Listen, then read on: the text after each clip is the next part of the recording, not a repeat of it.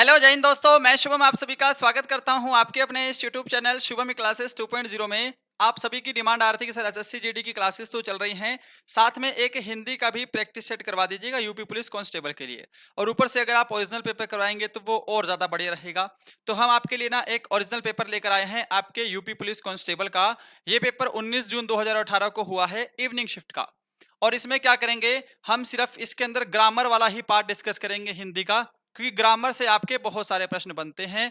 सभी के सभी प्रश्न आपके ओरिजिनल पेपर के हैं, कुछ भी एडिटिंग कुछ भी कटिंग नहीं की है। उम्मीद करूंगा सेशन हेल्पफुल लगेगा।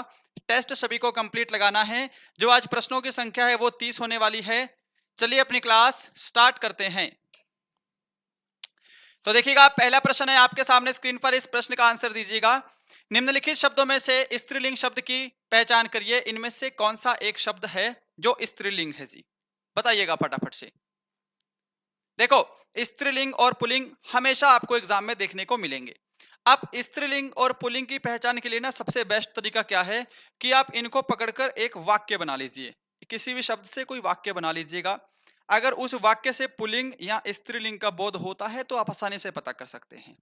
नहीं तो देखिएगा, स्त्रीलिंग की पहचान करने के लिए अगर किसी भी शब्द के लास्ट में नी आ रहा है, आहट आ रहा है, ठीक है जी, इसके अलावा आई आ रहा है, इसके अलावा आस आ रहा है, ठीक है ना, और भी बहुत सारे शब्द हैं, जहां पर भी ये सारे शब्द दिखाई दें वहां पर आपका स्त्रीलिंग हो जाता है। ठीक है, यहां पर अश्वनी जो है ये आपका स्त्रीलिंग शब्द है। ऑप्शन डी करेक्ट है। इसमें लास्ट का जो वर्ण है आपका वो क्या है, नी है। अब देखो एक चीज और, जितने भी अनाजों के नाम हैं वो हमेशा पुलिंग रहेंगे। ठीक है, मैं यहां पर लिख देता हूं ताकि आपको आसानी रहे। कभी कभी एग्जाम में इतना समय नहीं होता है तो आप डायरेक्ट भी लगा सकते हैं। जितने भी अनाज के नाम हैं, अनाज के नाम हमेशा पुलिंग होंगे। इसके अलावा जितने भी समुद्र हैं, समुद्र हैं, नदियां हैं, ठीक है जी, ग्रहों के नाम हैं, कोई समुदाय है, इसके अलावा दिनों के नाम, महीनों के नाम, ये सभी के सभी क्या होते हैं, हमेशा पुलिंग होते हैं। ये आप लोग ध्यान रखिएगा जी। ठीक है, चलिए बढ़ते हैं अगले प्रश्न पर। सेकंड है, निम्नलिखित में से कौन सा जोड़ा सही नहीं है। यह भी प्रश्न पूछा गया था और इसका आंसर करिएगा जल्दी से। देखो, अगर आप लोग इस प्रश्न को ध्यान से देखें तो इसमें क्या दिखाई दे रहा है आपको, इसके अंदर ना सिंगुलर और प्लूरल, हिंदी में बोलते हैं एक वचन और बहुवचन। जैसे बेटी एक वचन है, इसका बहुवचन क्या है, बेटियां हैं। वधु का वधुएं, श्रोता का श्रोतागण। ये जो ऑप्शन बी है ना ये गड़बड़ है, इसमें ये पूरा ही गड़बड़ है भाई। देखो, जो डिब्बा होता है, ठीक है ना, डिब्बी का बहुवचन क्या होगा, डिब्बियां हो जाएगा। ठीक है ना, आप लोग ध्यान रखिएगा, ये ऑप्शन जो बी वाला विकल्प है वो गड़बड़ है। नंबर 3 देखिएगा, मैं ये चाहता हूं कि आप लोग टेस्ट लगाइए और लास्ट में बताइएगा आपका स्कोर कितना हो रहा है आज के सेशन में, आपकी तैयारी किस लेवल पर है। निम्नलिखित वाक्यों में से संबंध कारक वाक्य को पहचानिए। ये 4 वाक्य आपके सामने दिए थे पेपर में, आज आपके सामने भी अवेलेबल हैं। संबंध कारक क्या है, आपको कारक की विभक्तियां पता होनी चाहिए। जैसे कि कर्ता ने कर्म को करण से के द्वारा संप्रदान के लिए, है ना, इस तरह से आपादान से आपको बताना है संबंध कारक। संबंध की विभक्ति क्या होती है, का, के और की। अगर किसी वाक्य में इनमें से शब्द दिखाई दे रहा है तो उसमें संबंध कारक हो जाएगा साहब। ठीक है, यानी कि जो विकल्प बी है ना, राधा का कुत्ता बहुत तेज दौड़ता है, इसके अंदर क्या है, संबंध कारक है और षष्ठी विभक्ति है ये। अगला प्रश्न आपके सामने है 4 नंबर, निम्नलिखित शब्दों में से विशेषण को पहचानिए। भाई विशेषण को पहचानना है आपको। देखो, विशेषण क्या होते हैं, विशेषण जो होते हैं वो संज्ञा, संज्ञा पता है ना, किसी वस्तु, जगह, इन सब आदि का किसी नाम, ये संज्ञा होती है। जो संज्ञा और सर्वनाम, सर्वनाम क्या होते हैं, जो संज्ञा के स्थान पर प्रयोग किए जाते हैं, इनकी विशेषता बताए उसको क्या बोला जाता है, उसे विशेषण कहते हैं। जो संज्ञा और सर्वनाम की विशेषता बताते हैं। अब इसमें अगर आप सभी ने आंसर मैच करिएगा, अगर आप सभी ने ऑप्शन ए को दिया है ऐतिहासिक, ये बिल्कुल करेक्ट आंसर हो जाएगा। ऐतिहासिक इसके अंदर एक विशेषण है साहब। प्रश्न संख्या 5 देखो, निम्नलिखित में से पूर्ण वर्तमान काल को स्पष्ट कीजिए। एक चीज समझना, ये वर्तमान काल है, ठीक है, और वर्तमान में यूपी पुलिस में क्या पूछा गया था? पूर्ण वर्तमान काल। दो होते हैं, एक आपका आ जाएगा पूर्ण वर्तमान काल, एक होता है अपूर्ण वर्तमान काल, ठीक है। अब इसमें कोई ज्यादा अंतर नहीं है। पूर्ण वर्तमान काल क्या होता है? जो है तो वर्तमान का ही, पर अभी जस्ट समाप्त हो गया है, ठीक है ना, मतलब चल नहीं रहा है। और अपूर्ण क्या होता है? जो कि वर्तमान में ही है पर लंबे अभी भी चल रहा है और आगे चलता रहेगा, वो होता है अपूर्ण। अब जैसे देखो, पूर्ण की बात करें, जो क्या है? जो समाप्त हो गया हो। जैसे आपका है, अब हमारे पढ़ने का समय हो गया है। अब चल तो नहीं रहा है ना, पढ़ने का समय हो गया है तो अब पढ़ना पड़ेगा, क्योंकि अब ये नहीं है कि मेरे पढ़ने का समय होने वाला है।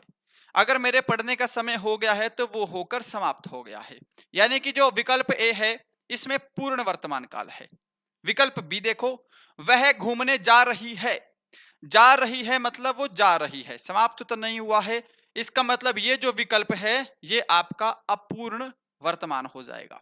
समझ पा रहे होंगे? ये तो देखो था आ गया, ये तो वैसे भी भूतकाल हो जाएगा। ये जाऊंगी मतलब आपका भविष्य काल में हो जाएगा। इसमें भी पूर्ण और अपूर्ण होते हैं, आगे डिस्कस करेंगे। नंबर 6 का आंसर देंगे, सुरेश गीत गा रहा था, वाक्य में कौन सा काल है? लो आगे आपके सामने फिर से प्रश्न। मैंने पिछले में एक चीज बताना मिस कर गया, जहां पर भी रहा था या रहा है ना, ये क्या होते हैं? ये होते हैं अपूर्ण। क्या होते हैं जी? अपूर्ण होते हैं। अपूर्ण वर्तमान, ये अपूर्ण भूतकाल हो जाएगा, और ये अपूर्ण क्या हो जाएगा? वर्तमान हो जाएगा। यानी कि जो चल रहा है, जो समाप्त नहीं हुआ हो, ठीक है ना। देखो, सुरेश गीत गा रहा था, ये अपूर्ण भूतकाल हो जाएगा, विकल्प ए करेक्ट है। पूर्ण भूतकाल में क्या हो जाएगा? जैसे राहुल ने उसको मारा था, खत्म हो गया, और पूर्ण था वो समाप्त भी हो गया है। जहां पे रहा था, रहा है, यहां पे है तो ये वर्तमान में आ जाएगा।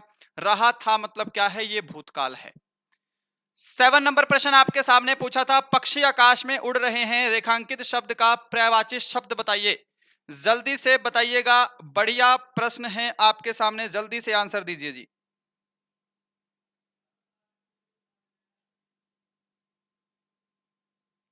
फटाफट से आंसर करिएगा इस प्रश्न का। देखो जी, रेखांकित शब्द का बताना है आपको क्या? पर्यायवाची। रेखांकित क्या है? आकाश को अंडरलाइन किया गया है, मतलब आकाश का पर्यायवाची ही बताना होगा आपको, ठीक है। आकाश का पर्यायवाची पता है, आकाश, गगन, आसमान, अंबर। ये ऑप्शन डी जो है ये बिल्कुल करेक्ट हो जाएगा। पंकज का भी सभी को पता होगा, पंकज का क्या हो जाएगा? कमल हो जाएगा, जलज हो जाएगा, सरोज हो जाएगा, ये पंकज के पर्यायवाची हैं जी। खग बहुत महत्वपूर्ण है, खग का अर्थ होता है पक्षी, ठीक है। एक और आता है एग्जाम में, विहग, ये विहग बहुत पूछता है, खग, विहग। इसके अलावा नभचर, ये सभी क्या है? खग यानी कि पक्षी के पर्यायवाची हैं जी। 8 नंबर है, हमने अनाथ बच्चों की मदद करनी चाहिए, रेखांकित शब्द का विलोम बताना है। ये भी बहुत आसान पूछा गया था आपसे। मैं ये चाहता हूं कि जो आज हम 30% डिस्कस करेंगे ना, आप लोग 30 में से कम 25 प्लस का स्कोर करिएगा। आसान सा है और बढ़िया है।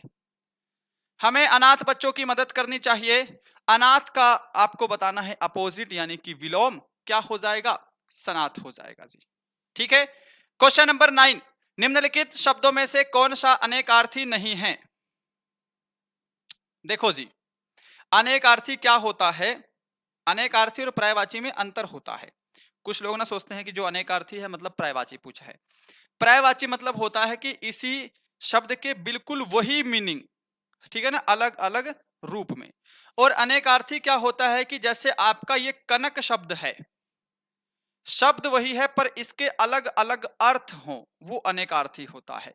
जैसे देखो, आपको पता है कनक, कनक को गेहूं भी कह देते हैं हरियाणा और पंजाब में, ठीक है, गेहूं कह सकते हैं, है ना। इसके और भी रूप हो जाएंगे, धातु हो जाएगा, सोना भी कनक को बोल देते हैं, ठीक है जी। अंत, अनंत का मतलब क्या होता है? जिसका अंत ना हो। अगर मैं इसको अंतहीन लिखूंगा तो ये पर्यायवाची हो जाएगा, अंतहीन। ठीक है, अगर मैं यहां पर लिखूं शेषनाग, अनंत को शेषनाग भी कह देते हैं। ठीक है जी, अनंत को आपको पता है ईश्वर भी कह देते हैं, ईश्वर अनंत है। अनंत को आसमान भी कह देते हैं, भाई आसमान अनंत है। तो ये क्या है? इसके अनेकार्थी हो जाते हैं। महावीर जैसे हनुमान हो गया, बलवान हो गए, ये अनेकार्थी हैं। पर जो हत्या शब्द है ना, इसका आप कोई भी अर्थ बनाओगे तो हत्या या मरने से रिलेटेड ही आएगा। ठीक है ना, अनेक अर्थ नहीं बन सकते। इसका मतलब जो हत्या शब्द है वो शब्द अनेकार्थी नहीं है। अगला प्रश्न 10 है, जिसका संबंध अध्यात्म से हो के लिए एक शब्द क्या होगा? ये मेरे ख्याल से बहुत आसान प्रश्न हो गया आपके लिए। ठीक है, पर ये प्रीवियस ईयर करवा रहे हैं, बिल्कुल पूछा हुआ पेपर है, मैंने डेट भी डाली है कि कौन सी डेट का पेपर है। क्या आंसर करोगे? जिसका संबंध अध्यात्म से हो उसे हम आध्यात्मिक ही तो बोलेंगे, ये विकल्प ए करेक्ट हो जाएगा। नैतिक क्या होता है? नीति के अनुसार चलने वाला नैतिक कहलाता है। 11 देखो, कौन सा जोड़ा समरूपी भिन्नार्थक है? ये भिन्नार्थक है जी। समरूपी भिन्नार्थक क्या होते हैं? जो शब्द एक साथ प्रयोग किए जाते हैं परंतु अर्थ दोनों के अलग अलग हों, बिल्कुल विपरीत हों।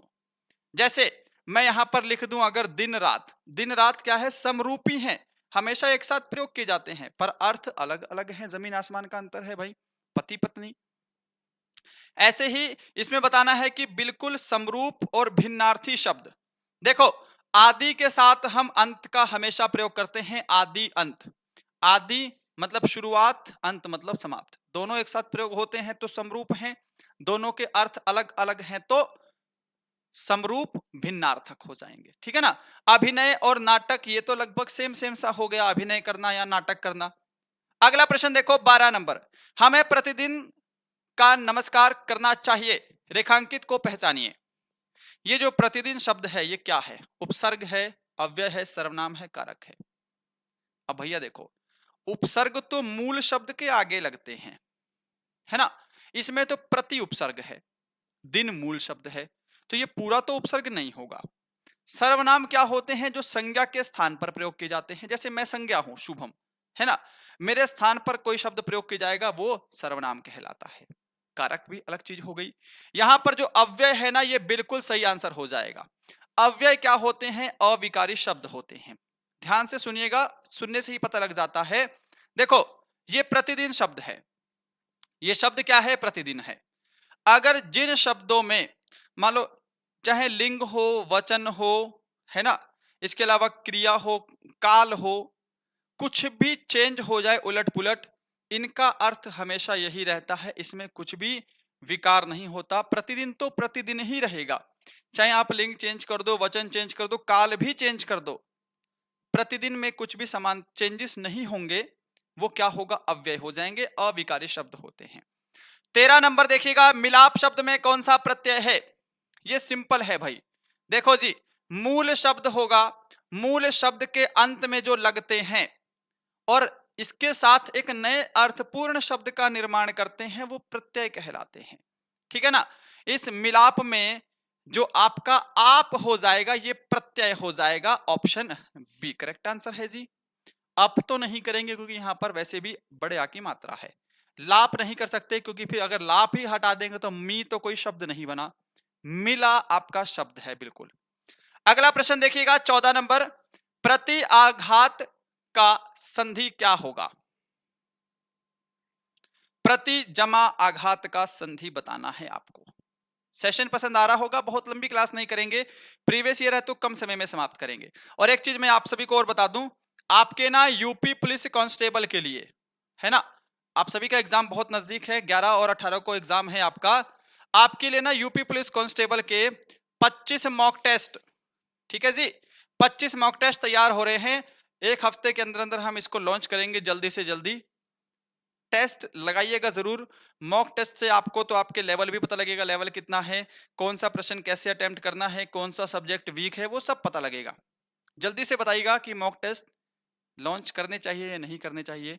वैसे तो काम शुरू कर दिया है बट फिर भी आपके रिव्यू का इंतजार रहता है। प्रति जमा आघात का मतलब क्या होता है? प्रत्याघात। विकल्प ए करेक्ट आंसर हो जाएगा। 15 नंबर है, महोषध शब्द का संधि विच्छेद क्या है? और साथ में मुझे यह भी बता दो कि ये जो महोषध शब्द है इसमें कौन सी संधि है? इसमें कौन सी संधि है? जल्दी से बताइएगा। महोषध, इसका संधि विच्छेद क्या होगा? बिल्कुल शुद्ध आप लोग आंसर दे रहे होंगे। महा प्लस औषध, विकल्प ए करेक्ट आंसर है जी। ठीक है, संधि कौन सी हो जाएगी? इसमें जो संधि है वो हो जाएगी वृद्धि संधि। कौन सी संधि है जी इसमें? आप सभी कहेंगे इसमें वृद्धि संधि है। 16 नंबर है सामने, निम्नलिखित शब्दों में से तद्भव शब्द को पहचानिए।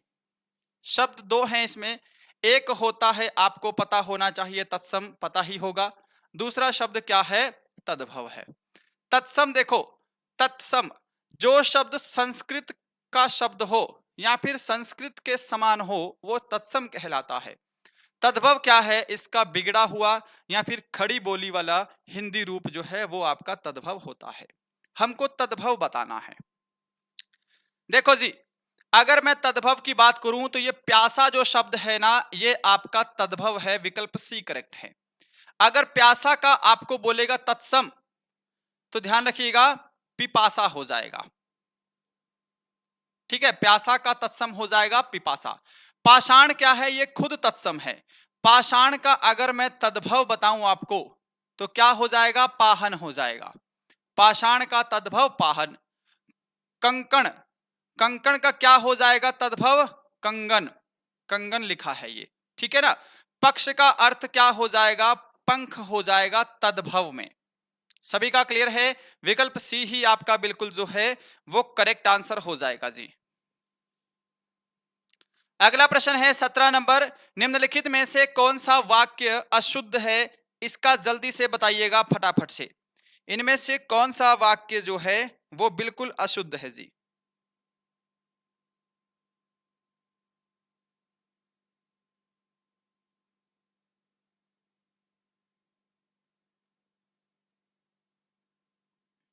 चलिए, आंसर दे दिया सभी ने। देखो, ये वाला प्रश्न ना मैंने एसएससी जीडी की क्लास में भी एक बार करवाया हुआ है। जहां देखो सज्जन क्या है? सज्जन अपने आप में क्या होते हैं? अच्छे लोग होते हैं, है ना, जो सज्जन होते हैं। सज्जन के साथ साथ कभी भी लोग का प्रयोग नहीं होगा। सज्जन, दुर्जन, दुर्जन मतलब बुरे व्यवहार वाले लोग। ठीक है, उसके साथ हम अलग से लोग नहीं लगाएंगे, यहां पर यह गड़बड़ है। विकल्प बी करेक्ट हो जाएगा। सज्जन भला ही सोचते हैं, यह बिल्कुल शुद्ध शब्द है ना। आगे बढ़ते हैं 18 नंबर, मुझे आज खाने का मन नहीं होती है। अशुद्ध अंश शब्द कीजिए। इसमें कौन सा शब्द गड़बड़ है वो बताना है, किस भाग में त्रुटि है। मेरे ख्याल से ना इसमें मैं एक्सप्लेनेशन करने की आवश्यकता है ही नहीं। मन नहीं होती है ये गड़बड़ है, मन नहीं होता है। विकल्प डी करेक्ट हो जाएगा। वाच्य के कितने प्रकार हैं भाई? इसका आंसर दो जल्दी से, ये बहुत आसान पेपर आया था आपके एग्जाम में। ठीक है, वाच्य के कितने प्रकार होते हैं और कौन कौन से होते हैं कमेंट जरूर करिएगा। देखो, ये जो वाच्य है, वाच्य के कितने प्रकार होते हैं? आप बोलोगे 3 प्रकार होते हैं। कौन कौन से? कर्म वाच्य, आगे प्रश्न लिया है मैंने इनसे। कर्म वाच्य, इसके अलावा हो जाएगा कृत वाच्य, इसके अलावा तीसरा है भाव वाच्य। ठीक है, ये 3 जो हैं वाच्य के प्रकार होते हैं। क्वेश्चन नंबर 20 है, वाक्य को समाप्त करने के लिए जिसका प्रयोग किया जाता है उसे क्या कहते हैं? वाक्य को समाप्त करने के लिए जिसका प्रयोग करते हैं उसे क्या कहते हैं साहब? बताइए जल्दी से आंसर। देखो, अल्प विराम, अल्प विराम क्या होता है? ये एक कोमा आ जाएगा, ये अल्प विराम होता है। पूर्ण विराम क्या होता है? पूर्ण विराम होता है जो वाक्य को समाप्त करने के बाद लास्ट में लगाते हैं ना डंडा, ये पूर्ण विराम होता है। विकल्प बी करेक्ट है। विवरण चिन्ह क्या होता है? ये 2 विसर्गे और एक आपके सामने ऐसा हो जाएगा, ये विवरण चिन्ह हो जाएगा। इसके अलावा उपविराम की बात करेंगे। उपविराम क्या होता है? ये आपका उपविराम है। इसमें ना एक अर्ध विराम भी होता है। कौन सा? अर्ध विराम। और जो अर्ध विराम होता है ऊपर पॉइंट नीचे कोमा, आपका ये अर्ध विराम हो जाएगा। सभी को समझ में आया होगा। क्वेश्चन नंबर 21, ये जितने भी हिंदी व्याकरण के चिन्ह हैं ये कर लीजिएगा, प्रश्न बनता है इनसे। 21 है, माता पिता लोहे के चने चबाकर बच्चों को पढ़ाते हैं, रेखांकित मुहावरे का अर्थ स्पष्ट कीजिएगा। माता पिता लोहे के चने चबाकर बच्चों को पढ़ाते हैं। लोहे के चने चबाना ये मुहावरा है, इसका मतलब होता है बहुत कठिनाई झेलना, बहुत कष्ट सहन करना। विकल्प ए करेक्ट है जी। 22 नंबर, कहां राजा भोज और कहां गंगू तेली, लोकोक्ति का अर्थ क्या होगा? ये तो बहुत फेमस लोकोक्ति है और एग्जाम में भी आती है, वैसे भी आप लोग जनरल लाइफ में भी यूज करते ही होंगे। ठीक है, कहां राजा भोज कहां गंगू तेली, नाम से ही पता लग रहा है कि तुलना की बात कर रहा है, कि कोई विशिष्ट व्यक्ति की सामान्य व्यक्ति से तुलना करना। विकल्प आपका ए करेक्ट हो जाएगा साहब। क्वेश्चन नंबर 23, जहां एक ही वर्ण की बार बार आवृत्ति होती है वहां कौन सा अलंकार होगा? जल्दी से इसका आंसर दे दो। जहां एक ही वर्ण की बार बार आवृत्ति होती हो वहां कौन सा अलंकार होगा साहब? देखो जी, एक ही वर्ण, जैसे बोल देते हैं रघुपति राघव राजा राम, इसमें जो र वर्ण है वो बार बार आ रहा है, रघुपति राघव राजा राम, ठीक है ना, ये अनुप्रास अलंकार हो जाता है। विकल्प बी करेक्ट है। यमक अलंकार हमने ना आपको 2-3 दिन पहले करवाया था, आपको बोलेगा काली घटा का घमंड घटा, ये यमक अलंकार का उदाहरण है। काली घटा का घमंड घटा मतलब क्या है? देखो यहां पे घटा शब्द 2 बार आ रहा है ना, जहां पर एक ही शब्द 2 बार आए, सिर्फ 2 बार, और दोनों बार अलग अलग अर्थ दे, वो यमक हो जाएगा। सलेश क्या होता है?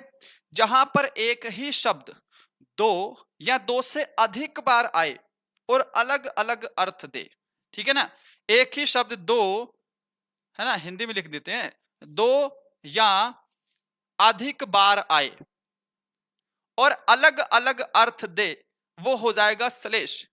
उपमा अलंकार देखो जी, उपमा का अर्थ ही होता है तुलना करना, यानी कि आपको अगर किसी भी वाक्य में या किसी भी दोहा चौपाई में आपको ऐसा प्रतीत हो कि तुलना हो रही है, किसी वस्तु की किसी व्यक्ति की दूसरे के साथ तुलना की जाए, वहां पर उपमा अलंकार हो जाता है। जो मासिक छंद सम छंद है, प्रत्येक चरण में 16 मात्राएं होती हैं, उसे क्या कहते हैं? इसका आंसर दीजिएगा। जो मासिक समछंद है और प्रत्येक चरण में 16 मात्राएं होती हैं, उसे क्या कहते हैं साहब? जल्दी से आंसर दो भाई इसका फटाफट।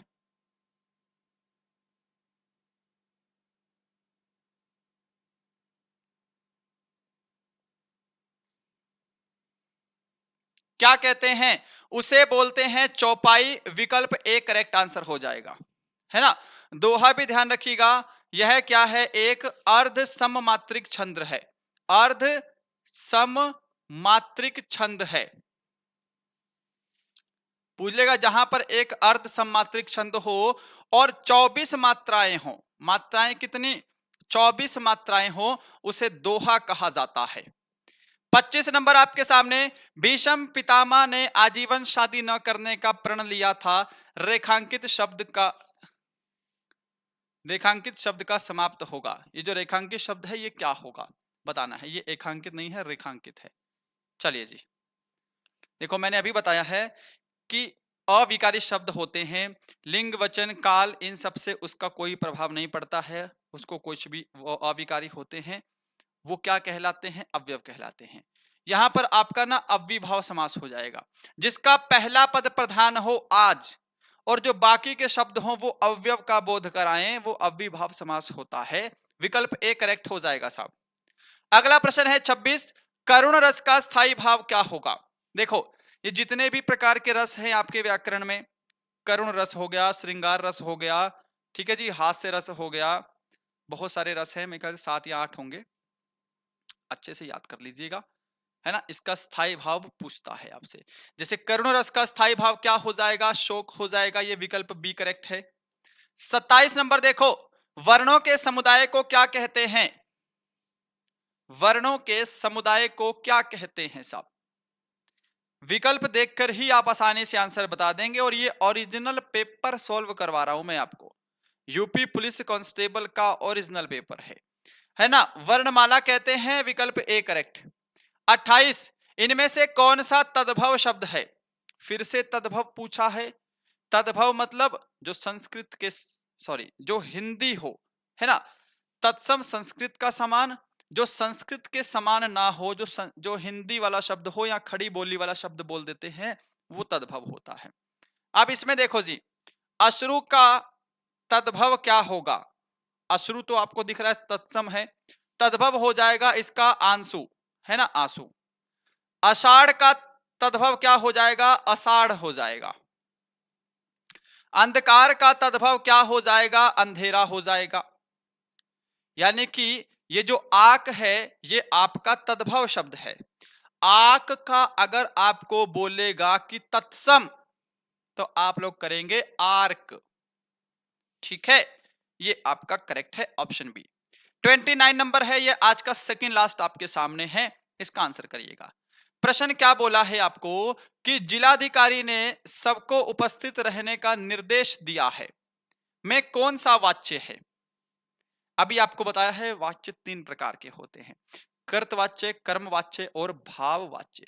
ठीक है, अब यहां पर आपके 2 करेक्ट हो जाएंगे। देखो, ये कर्मवाच्य है। कर्म मतलब काम। नाम से पता लग रहा है कि जहां कर्म की प्रधानता हो, जहां कर्म की प्रधानता हो, वहां पर क्या हो जाएगा? कर्मवाच्य हो जाएगा। ये कृतवाच्य है। कृत मतलब कर्ता, ठीक है ना। जहां कर्ता की प्रधानता हो, जहां कर्ता की, काम करने वाले की प्रधानता हो, कर्ता की प्रधानता हो, वहां पर क्या हो जाएगा? कृतवाच्य हो जाएगा साहब। देखो, जिलाधिकारी ने सबको उपस्थित रहने का निर्देश दिया है, यहां पर जिलाधिकारी के द्वारा आदेश दिया गया है, ये कर्ता है। जहां पर कर्ता की प्रधानता हो, वहां पर हो जाएगा कृतवाच्य। विकल्प बी करेक्ट आंसर है जी आपका। सभी का क्लियर है? ये आज का लास्ट क्वेश्चन है, क्वेश्चन नंबर 30 आपके सामने, इसका आंसर कर दो। अत्यधिक में कौन सी संधि है? अयादि, यण, वृद्धि या फिर गुण संधि? जल्दी से आंसर करिएगा। और आपकी बहुत जल्द यूपी पुलिस कांस्टेबल की test series 25 full mock test आने वाले हैं। 25 जो है फुल मॉक टेस्ट लॉन्च होने वाले हैं। सभी को अपना सपोर्ट दिखाना है और एग्जाम से पहले प्रैक्टिस तो करनी ही पड़ेगी भाई। स्कोर कितना आ रहा है जांचना ही पड़ेगा, लीजिएगा जरूर।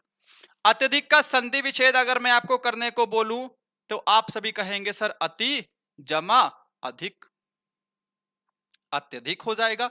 और इसमें कौन सी संधि आती है? इसमें यण संधि आती है। क्या सभी ने विकल्प बी को आंसर दिया है? विकल्प बी आपका बिल्कुल करेक्ट हो जाएगा साहब। ठीक है जी, तो यही था आपका आज का सेशन। पूरे 30 हिंदी व्याकरण के प्रश्न थे, कुछ कुछ आसान थे, कुछ कुछ नए होंगे, कुछ कुछ आपको अच्छे लग रहे होंगे। बताइएगा जरूर कि इस ओरिजिनल पेपर में आपने 30 में से कितने सही किए हैं। सेशन आपको कैसा लगा है? अगर आप चाहते हैं कि हम यूपी प्लस की क्लास भी कंटिन्यू कर दें, एग्जाम तक प्रैक्टिस करवा दें, देखो सिलेबस तो बहुत वास्ट है, 1 महीने का समय है, पर प्रैक्टिस अच्छे से करवा दे, रीजनिंग की, मैथ की, हिंदी की, साइंस की, जीके की, तो कमेंट जरूर करिएगा। सेशन कैसा लगा है जरूर बताइएगा। अपन मिलते हैं कल किसी और अच्छे सेशन के साथ, तब तक के लिए जय हिंद, जय भारत।